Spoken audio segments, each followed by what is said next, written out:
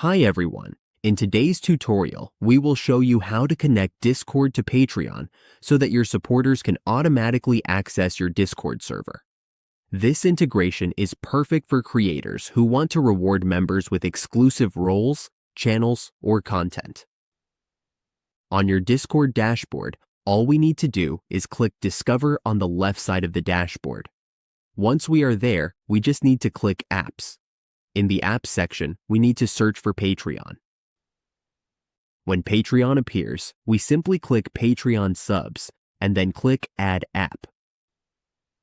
Next, we can choose either Add to My Apps or Add to My Servers. We just need to click Add to My Server. Since we are adding to a server, let's click Add to Server. Now we just need to choose the server we want to add. As you can see, we have a server here, then we go ahead and authorize as shown on screen. Now we can head over to our server, and there we go. We now have Patreon connected to our Discord, and that is how we connect Discord to Patreon in just a few simple steps. With this setup, we can easily manage our community and give supporters the access they deserve.